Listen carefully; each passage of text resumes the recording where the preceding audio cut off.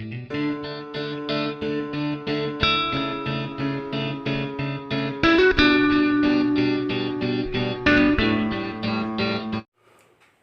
Everyone, मेरा नाम दीपक कुमार है और आप सभी का स्वागत करता हूं अपने इस यूट्यूब चैनल पे। तो जैसा कि पिछले वीडियो में हमने बात किया था कि लसा और मसा के कंसेप्ट के बारे में, तो उस पर हम बोले थे कि अगले वीडियो में हम लोग न्यूमेरिकल सॉल्व करेंगे। तो आज हम न्यूमेरिकल सॉल्व करते हैं, लसा और मसा पे बेस्ड जो भी न्यूमेरिकल रहेंगे उसको सॉल्व करते हैं। तो आपके सामने दिया हुआ पहला क्वेश्चन,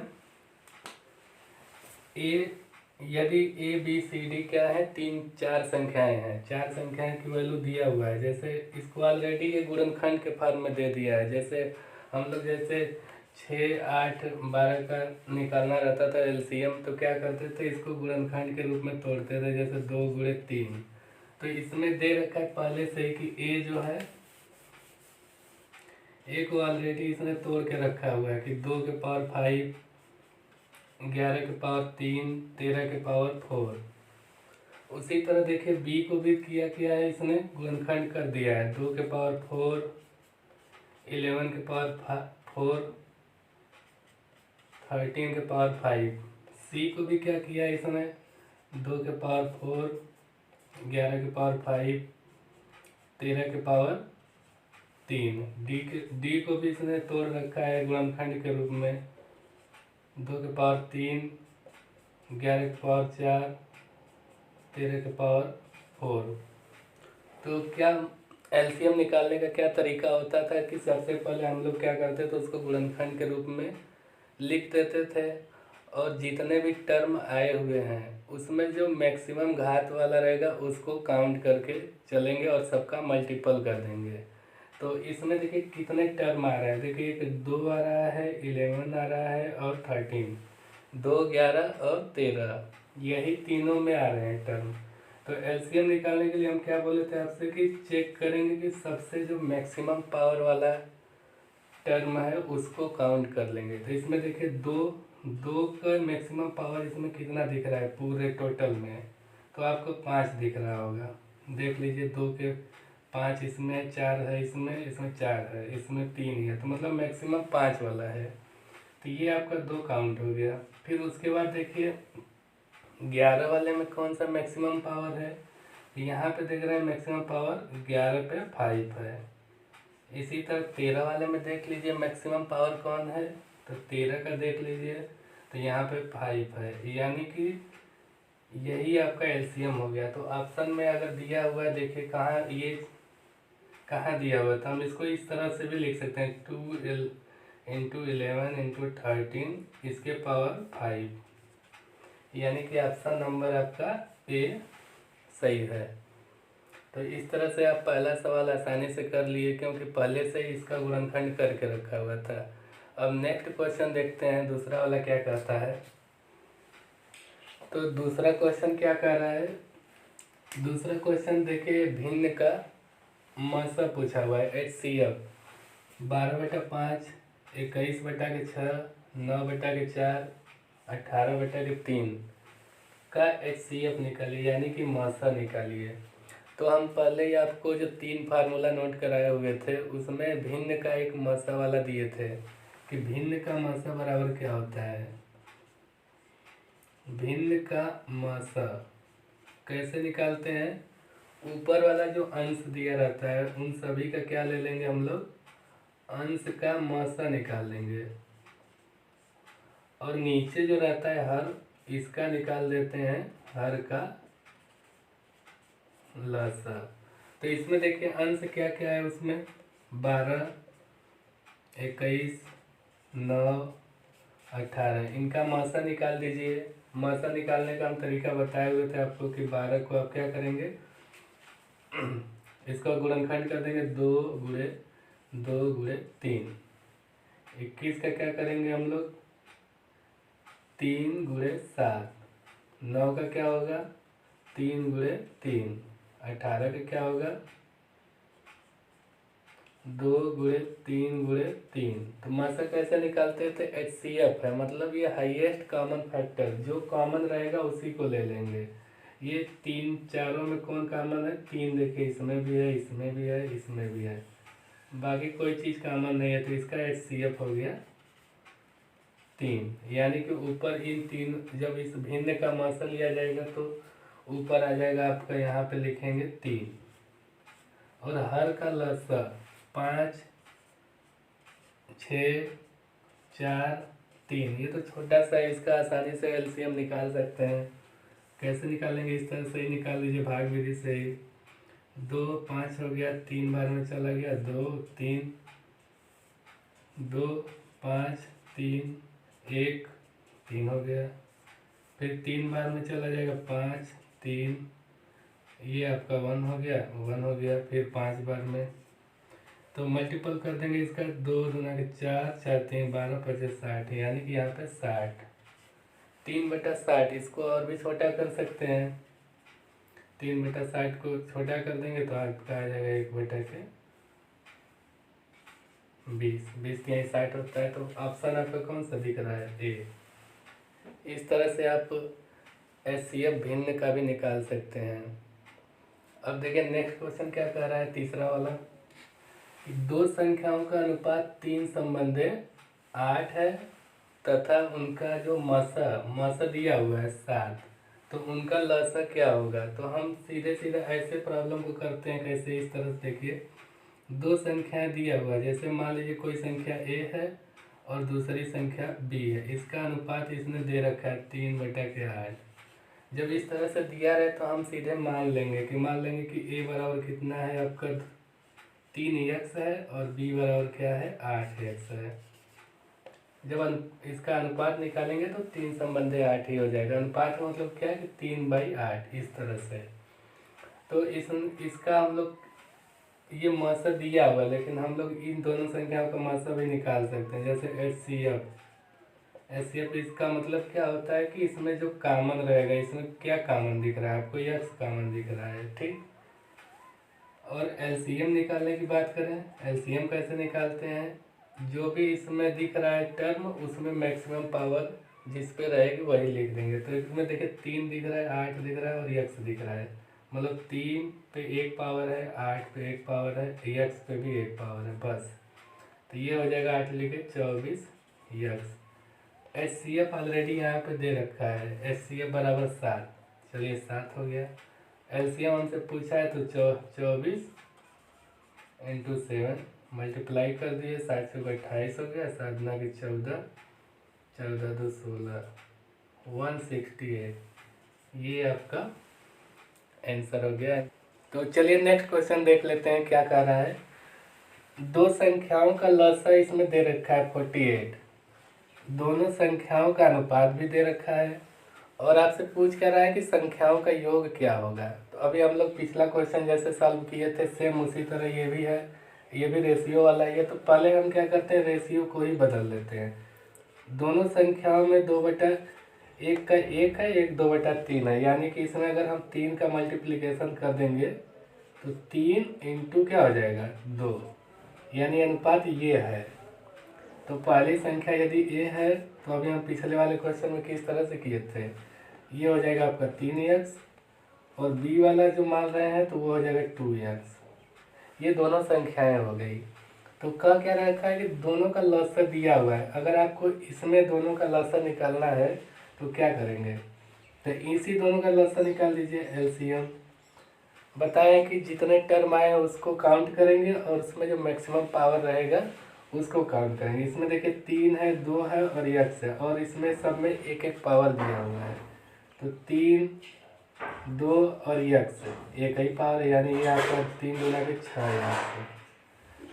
और ये आपका यहाँ पे LCM ऑलरेडी दे दिया है, मतलब 6x जो है आपका बराबर है किसके 48 है। तो यहाँ से x की वैल्यू निकाल लीजिए, 6 8 48, x की वैल्यू आ गई। लेकिन हमसे पूछा क्या, संख्याओं का योग निकालना है, यानी कि ये संख्या एक A है 3x और दूसरी B है 2x, ये इसको अगर जोड़ देंगे A + B अगर निकाल लेंगे, 3 2 5 x, और x का वैल्यू हम लोग ऑलरेडी पता कर लिए हैं, तो 5 × 8 यानी 5/40।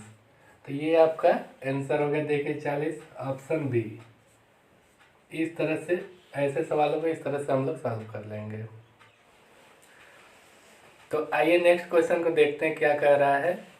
नेक्स्ट क्वेश्चन दिया हुआ दो संख्याओं का लसा उनके मसा का 114 गुना है। जो लसा है मसा का 114 गुना है। यदि लसा और मसा का योग 2300 है और एक संख्या 380 है तो दूसरी संख्या क्या होगी। बहुत अच्छा क्वेश्चन है। आइए किस तरह से सॉल्व होगा देखते हैं। तो सबसे पहले इसमें दिया क्या कि लसा और मसा में एक रिलेशन दिया हुआ है। अगर आपका मसा यक्स है तो लसा कितना है, दे दिया 114 इंटू यक्स, यानी इसी का 114 गुना है। मसा का ही लसा जो है 114 गुना है। और ये भी दिया, इनका योग भी दिया है। तो ये एक योग दिया तो मतलब यक्स प्लस 114 यक्स बराबर ये आपका 2300 दे रखा है। तो यक्स की वैल्यू यहाँ से आसानी से निकाल सकते हैं। निकालिए क्या हो गया, 115 एक्स हो गया, ये आपका 2300। एक्स बराबर क्या हो गया 2300 बटा के 115। कितने बार में जाएगा देखिए, 23 पचे 115 होता है, 5 बार में चला गया। यहाँ पे 100 है यानी कि 20 बार में चला गया। यक्स बराबर 20 आ गया। तो अब हमको पता चल गया कि मसा क्या होगा 20 होगा और लसा क्या होगा 114 गुणे 20। ये हो गया। इसको निकालने के बाद हम देखते हैं कि अब क्या करना है। तो एक हम फार्मूला आपको इम्पोर्टेंट करके लिखवाए थे कि दो संख्याओं का गुणनफल उनके मसा और लसा के गुणनफल के क्या होता है, बराबर होता है। ये वाला फार्मूला पहले ही क्लास में हम लिखवा दिए थे। तो यहाँ पे हमको मसा पता है, लसा भी पता है और एक संख्या भी पता है 380। तो दूसरी संख्या को आसानी से निकाल सकते हैं। निकालिए, चलिए देखते हैं। एक संख्या क्या है, दिया हुआ है 380 और दूसरी संख्या हमको पता नहीं है, हम मान लीजिए कुछ भी हो सकती है। और मसा लसा ये दिया हुआ है 114 गुणे 20 गुणे ये मसा 20 हो गया। एक से एक कट गया आपका इससे, ये 2 बार में जाएगा, कितनी बार में 19 दूना के 38, 19 6 बार में चला गया। यानी कि जो दूसरी संख्या 6 दूना के 12 120, ये दूसरी संख्या 120 होगी। ऑप्शन देखिए कहाँ दिया हुआ 120, ये देखिए डी वाला। तो डी वाला ऑप्शन आपका सही हो गया। तो इस तरह से ऐसे सवाल को आप आसानी से सॉल्व कर सकते हैं। तो आइए 6 नंबर वाला क्वेश्चन करते हैं। क्या दिया हुआ है, 6 वाला क्वेश्चन कर रहा है कि 4y के power 4x minus 9y square x cube तथा 4y square x square plus 6y x cube का मसा है। इसमें आपका मसा फाइंड आउट करना है, ठीक है। तो मसा निकालने के लिए क्या है, पहले आप उसको गुणनखंड करेंगे, उसके बाद जो कॉमन रहेगा उसको हम लोग क्या कर देंगे, फाइंड कर देंगे। तो चलिए देखते हैं। 4y के power 4x minus 9y square x cube, इसका हम लोग गुणनखंड करेंगे। सबसे पहले गुणनखंड कैसे करते हैं ये आगे और भी डिस्कस करेंगे, ये पहले ही क्वेश्चन आ गया। चलिए देख लेते हैं। इसमें जो कॉमन रहेगा उसको बाहर निकाल लेंगे। जैसे इसमें देखिए क्या कॉमन है, एक यक्स, इसमें भी कॉमन यक्स है, इसमें भी यक्स है। वाई क्या है, वाई यहाँ पे भी देखिए वाई के पावर 4 है, वाई के पावर स्क्वायर, यानी कि वाई स्क्वायर यहाँ से कॉमन कर सकते हैं और यक्स कर सकते हैं। तो क्या हो जाएगा, यहाँ पे अगर कॉमन का मतलब भाग देना है, यानी कि इसमें अगर इसका भाग दे देंगे तो क्या बचेगा आपका 4y स्क्वायर, और यहाँ पे यक्स निकाल दिए तो 9y स्क्वायर, ठीक है। उसके बाद देखिए ये हमको फार्म दिख रहा है किस चीज़ का है। इसको सॉल्व करने से पहले हम आपको कुछ फार्मूला नोट करा दें, जैसे कि a square minus b square. अगर इस तरह से आपको कहीं दिखा तो आप पहले पढ़े होंगे, बचपन में पढ़े रहे होंगे कि a square minus b square बराबर होता है a plus b, a minus b. A cube minus b cube बराबर होता है a minus b a square plus a b plus b square. A cube plus b cube, इसका formula भी आप लोग पढ़े होंगे, a plus b a square minus a b plus b square. ये फार्मूला याद रखिए। ये गुणनखंड जब करते हैं बीजी व्यंजकों का तो ज़्यादा यूज इसका आता है, तो आप इसको क्या करेंगे, लर्न कर देंगे। अगर आपको याद है तो बहुत अच्छी बात है। तो आइए देखिए क्या है, ये 4y² यानी कि 2y का क्या है, ये स्क्वायर है। यहाँ पे यहाँ पे 3y नहीं, यहाँ पे x है ना, 3x इसका स्क्वायर यानी कि a² माइनस b²। तो ये वाला यूज कर लेंगे हम लोग फार्मूला। तो y² x, यहाँ पे 2y, एक कोष्टक में इसको 3x कर दिए और यहाँ पे 2y माइनस 3x कर लिए। तो ये अभी हम लोग इसका गुणनखंड किए हैं। ये किसके बराबर है, ये आपका 4y⁴ x minus 9y² x³। ये इसी के बराबर है। अगर इसका मल्टीप्लिकेशन कर देंगे तो यही सेम आंसर आ जाएगा। और सेकेंड वाला टर्म क्या दिया हुआ है, 4y² x² plus 6y x³। इसमें क्या कॉमन दिख रहा है आपको, हमको तो दिख रहा है 4 में, ये अगर 2 × 2 है, ये क्या है 2 × 3 है, तो इसमें से पहले तो 2 निकल गया। y² है, इसमें केवल y है, तो यहाँ से हम लोग केवल y निकाल लिए। यहाँ देखिए x² और इसमें x³ यानी कि x² निकल सकता है, x² निकाल लिए यहाँ से। जब इसको निकाल लिए तो बचा क्या, इसमें 2 निकल गया तो 2 बचा, यहाँ से एक y बच गया। और यहाँ पे क्या बचा, यहाँ से हम लोगों ने 2 निकाल लिया तो 3 बचेगा, 3। और क्या बचा आपका x। अब ये चेक करेंगे कि ये वाले टर्म जो आया है, ये वाला और ये जो पहले हम लोग निकाल रखे हैं, इसमें क्या कॉमन दिख रहा है आपको। तो हम देख रहे हैं कि HCF क्या होता है, जो कॉमन इन दोनों टर्म में आएगा उसी को नोट करेंगे हम लोग। तो ये देख रहे हैं कि y इसमें भी है, y, लेकिन यहाँ पे y² है, यहाँ पे y है, तो हम लोग केवल y लिखेंगे। x इसमें है और x² है, यानी कि कॉमन केवल x होगा, क्योंकि इसमें x² नहीं है, x लेकिन है इसमें छिपा हुआ। और बाकी क्या दिख रहा है, 2y + 3x इसमें भी है, 2y + 3x इसमें भी है, यानी कि ये भी कॉमन है। तो ये आपका जहाँ पे भी ऑप्शन में दिखेगा वहाँ से हम लोग टिक कर देंगे। यहाँ कहाँ दिख रहा है आपको, ये रहा yx 3x + 2y 3x + 2y। ये आपका थोड़ा सा डिफिकल्ट लगा होगा क्योंकि इसमें बीजी व्यंजक का ज़्यादा यूज है, तो आप पहले ये फार्मूला याद रखेंगे। एक और क्वेश्चन इसी पे करते हैं और क्लियर हो जाएगा उसको। चलिए तो नेक्स्ट क्वेश्चन अब सॉल्व करते हैं जल्दी से। नेक्स्ट क्वेश्चन क्या कर रहा है, x² - 1 x³ + 1 x³ - 1 का एलसीएम है। अब पिछले वाले क्वेश्चन में हमने देखा कि गुणनखंड करके उसका एचसीएफ पूछा था। अब इसमें क्या है कि एलसीएम है, निकालना है आपको। तो वही वाला आपको बताया था, जो ये वाला formula, a² - b² a + b a - b, ये आपको याद रहना चाहिए इस तरह के क्वेश्चन सॉल्व करने के लिए। a³ - b³ a - b a² + ab + b², a³ + b³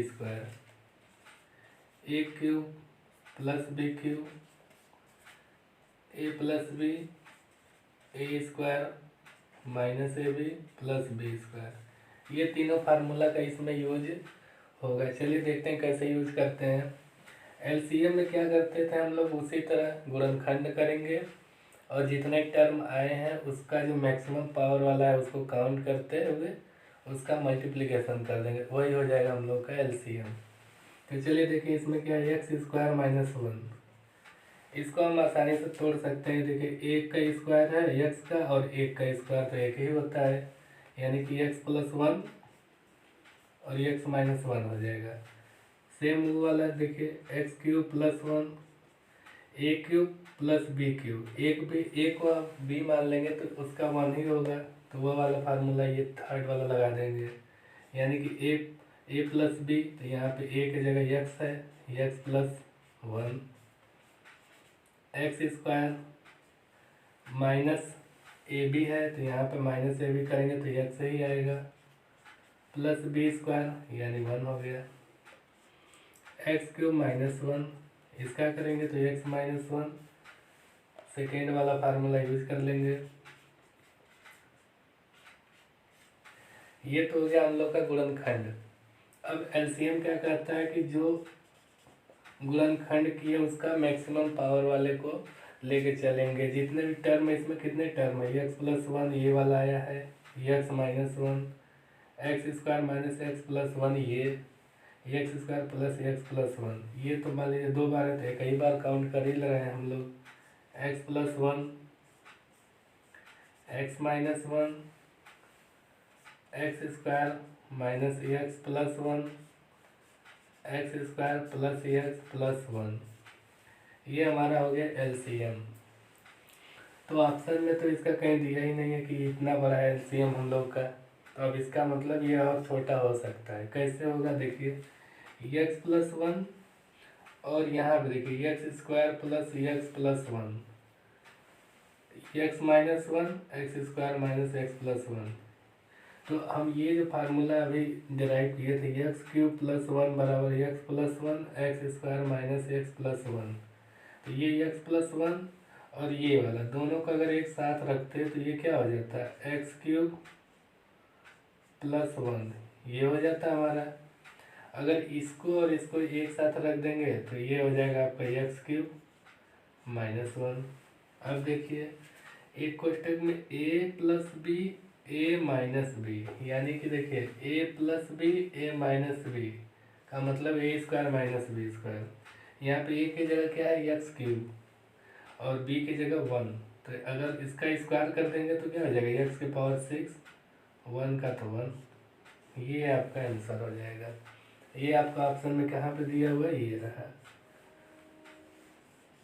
तो इस तरह से क्वेश्चन सॉल्व करने के लिए हमको ये फार्मूला की ज़रूरत हो रही है, यानी कि आप पीछे वाले जितने भी फार्मूले हैं जो 7th में पढ़े हुए थे, 8th में पढ़े हुए थे, ए प्लस बी का होल स्क्वायर बराबर क्या होगा, ए प्लस बी का होल क्यूब बराबर क्या होगा, अगर बीजगणित पढ़ रहे हैं तो उसको हम लोग को लर्न करना जरूरी है। तो क्वेश्चन नंबर 8 क्या कह रहा है, क्वेश्चन नंबर 8 क्या कह रहा है कि माना ए तथा बी दो व्यंजक हैं जिसके लसा तथा मसा क्रमशः ए और बी है। यदि ए प्लस बी बराबर capital A plus capital B हो तो इसमें से क्या सही हो सकता है। आपको ये बहुत बढ़िया क्वेश्चन है। इसमें देखिए क्या कह दिया है कि दो संख्याएं आपको पहले ही दे दिया, संख्या नहीं है ये व्यंजक दिया हुआ है, संख्याएं भी हो सकती हैं लेकिन यहाँ पे क्वेश्चन में व्यंजक दिया है। तो व्यंजक ए और बी, स्मॉल ए स्मॉल बी, और इनका जो लसा है ए है और मसा जो है बी है, और इनका जो ये कंडीशन दिया है ए प्लस बी बराबर capital A plus capital B हो, तो अब इसमें से कौन सा ऑप्शन सही हो जाएगा अगर ये कंडीशन दिया रहे। तो हम लोग कंडीशन को ही चेक कर सही कर देखते हैं हम लोग। बस हमको एक चीज़ पता है, फार्मूला हम आपको क्या लिखवाए हैं कि दो संख्याओं का गुणनफल उसके लसा और मसा के गुणनफल के बराबर होता है। संख्याएं हो या व्यंजक हो, इसमें दे दिया है कि एक संख्या ए है, बी है, इसका लसा ए है, कैपिटल है और कैपिटल बी, यानी कि ए बी बराबर हम क्या लिख सकते हैं, ए इंटू बी। ये भी हमको पता चल गया और ये भी पता है, पहले से ही दिया हुआ है। तो हम क्या करेंगे, इसका अगर हमको देखिए ए प्लस बी बराबर ए प्लस बी ये दिया हुआ है, अगर इसका स्क्वायर कर देते हैं दोनों पक्षों का तो क्या होगा, इसका स्क्वायर कर दीजिए, देख रहे हैं क्या हो रहा है, a square plus b square plus 2ab। इधर से करेंगे तो a square plus b square plus 2ab, यानी कि ये देखिए ए बी, ये वाला ए बी और ये कैपिटल ए बी यहाँ पे बराबर ही है, मतलब जो यहाँ पे है वही यहाँ पे है। अगर इसको हम कट कर देंगे तो क्या बचेगा, a square plus b square बराबर capital A square plus capital B square. ये हमको अगर कहीं मिल रहा है ऑप्शन में तो वो हमारा आंसर हो जाएगा। यहाँ पे देखिए डी वाला जो ऑप्शन है इसमें मिल गया। यानी कि इस तरह से इस क्वेश्चन को सॉल्व कर लेंगे। की पॉइंट हमारा क्या था कि ये हमको पता रहना चाहिए था पहले से ही, जो हम लोग पहले ही पॉइंट में इम्पोर्टेंट पॉइंट में लिख चुके हैं। तो आइए 9th वाला क्वेश्चन देखते हैं। X plus 2 x square plus 4x+4 तथा x cube plus 6x² plus 12x plus 8 का लसा होगा। इसमें भी एलसीएम ही निकालना है। तो एलसीएम निकालने से पहले हम आपको बता दें क्या करते थे, इस सबका हम लोग गुणनखंड करेंगे और जो मैक्सिमम पावर वाला पार्ट रहेगा उसको काउंट कर लेंगे। चलिए देखते हैं एक्स प्लस 2, इसका तो कोई गुणनखंड हो नहीं सकता, तो इसको हम लोग एक्स प्लस 2 ही रहने देते हैं। दूसरा क्या है, x square plus 4x plus 4, इसको हम क्या लिख सकते हैं, ये तो हमको सीधे सीधे दिख रहा है। जैसे कि आप एक्स प्लस 2 का पूरा स्क्वायर करेंगे तो क्या होगा, x square plus 4 plus 4x कैसे हुआ, a square plus b square plus 2ab, यानी कि 2ab 2 दूना 4x, ये तो वही हमको ये सीधे दिख रहा है, तो हम सीधे इसको लिख सकते हैं एक्स प्लस 2 का होल स्क्वायर। थर्ड वाले पार्ट को देखते हैं, x cube plus 6x² plus 12x plus 8, इसमें क्या दिख रहा है, कुछ नहीं दिख रहा है। अगर हम एक चीज़ चेक करें कि देखिए एक एक्स क्यूब और ये भी 2 का क्यूब है, यानी कि हो सकता है ये एक्स प्लस 2 का होल क्यूब हो सकता है। अगर चेक किया जाए तो देखा जाए तो एक्स का होल क्यूब क्या होता है, ए क्यूब यानी 2 एक्स का क्यूब प्लस बी क्यूब 8 हो गया प्लस 3ab 3ab फिर ए प्लस बी, यही होता है। तो एक्स क्यूब प्लस 8 3 दूना के 6x² हो गया 6x², तो ना 6 दूना के 12, यानी सेम वही दिख रहा है। मतलब ये क्या है, एक्स प्लस 2 का होल क्यूब है। अब क्या, अब तो आसान हो गया हम लोग का कि हमको एलसीएम निकालना था, सब टर्म जो है x+2 यही मिल गया। तो एलसीएम बराबर हम क्या बताए थे आपको कि अगर सेम ही है तो उसका जो मैक्सिमम पावर वाला रहेगा वही ले लेंगे। टर्म तो केवल x+2 ही आ रहा है, इसमें मैक्सिमम पावर 3 है 2 है, इसमें 1 है, तो यानी कि 3 वाला जो मैक्सिमम पावर है ये आपका एलसीएम हो जाएगा। तो यहाँ से देख लीजिए x+2 का होल क्यूब, यही आपका एलसीएम हो जाएगा। तो इसमें भी देखिए इसको सॉल्व करने के लिए हमको फार्मूला की ज़रूरत पड़ी, तो आपको फार्मूला लर्न करना पड़ेगा। जैसे a प्लस बी का होल क्यूब, इसका फार्मूला आना चाहिए plus 3ab a plus B, इसको तोड़ देंगे तो वही हो जाएगा a cube plus b cube plus 3a² b plus 3b² a, इस तरह से। माइनस वाला में यहाँ पे माइनस कर देंगे, माइनस कर देंगे, यहाँ पे माइनस कर देंगे। तो ये कुछ फार्मूला है जो आपको हमेशा याद रखना है, तभी ऐसे क्वेश्चन को हम लोग सॉल्व कर पाएंगे। तो ये था अप्रोच कि किस तरह से हम लोग क्वेश्चन सॉल्व करते हैं। पहले गुणनखंड करेंगे, पहले उसको छोटा रूप में कर लेंगे, उसके बाद जो मैक्सिमम पावर वाला रहेगा उसको काउंट कर लेंगे। जैसे एक ही आएगा तब x+2 इसमें मैक्सिमम पावर 3 है तो मैक्सिमम पावर 3 ले लिए, यही हम लोग का एलसीएम हो गया, ऑप्शन में भी मिल गया। तो अगर इस तरह से क्वेश्चन आए एग्जाम में तो आप उसको इस तरह बना सकते हैं। तो आइए 10वां क्वेश्चन देखते हैं जो हमारा आज का लास्ट क्वेश्चन रहेगा। तो क्वेश्चन क्या कह रहा है कि x³ -1 और x⁴ प्लस x² प्लस 1 का मासा निकालिए, और इसका ऑप्शन दिया हुआ है। तो मासा कैसे निकालते हैं अभी हम बताए थे कि सबका गुणनखंड करेंगे और जो उसमें कॉमन वाला फैक्टर रहेगा उसको लिख लेंगे। तो चलिए शुरू करते हैं। x³ -1, इसका तो अभी हम लोगों ने पिछले ही क्वेश्चन में सॉल्व किया था कि क्या आएगा। तो x-1 एक बाहर कर देते हैं और यहाँ पे क्या हो जाएगा, x² प्लस x प्लस 1 कैसे आया, a³ - b³, a minus b a² plus ab plus b²। दूसरा वाला टर्म क्या है, x⁴ प्लस x² प्लस 1, इसको कैसे किया जाए, ये तो बड़ा टफ लग रहा है। चलिए देखते हैं क्या करते हैं इसमें। एक्स के पावर 4 प्लस एक्स स्क्वायर। अब एक हम ऑपरेशन करेंगे इसमें, क्या करेंगे कि एक्स स्क्वायर प्लस कर दिया जाए और एक माइनस कर दिया जाए, और 1 है तो 1 उसी तरह रख दिया जाए। इसमें कोई फर्क नहीं पड़ा, जो पहले था अगर कट कर दिया जाए तो सेम वही आएगा, लेकिन हमको यह सी एफ निकालना है, कोई इसमें कॉमन दिख ही नहीं रहा है, तो इसको ऑपरेशन करना जरूरी है। तो देखिए क्या हुआ, एक्स के पावर 4 प्लस ये क्या हो गया 2x², ये क्या हो गया +1 यहाँ पे ला दिए -x²। इससे हमारा क्या बन रहा है, हम एक चीज़ देख रहे हैं कि a² plus 2ab plus b²। अगर b बराबर 1 है, a बराबर क्या है x² है, सेम उसी तरह दिख रहा है। यहाँ पे देखिए x के पावर 4 हो जाएगा, यानी कि ये जो चीज़ दिख रही है हमको x² प्लस 1 का होल स्क्वायर है, और ये पहले x² तो यहाँ है ही, लिख दिए हम लोग। तो अभी हम लोग पिछले वाले ही न्यूमेरिकल में ये भी देखे थे कि a² माइनस b² बराबर क्या होता है a प्लस बी, एक में हो जाता है a माइनस बी।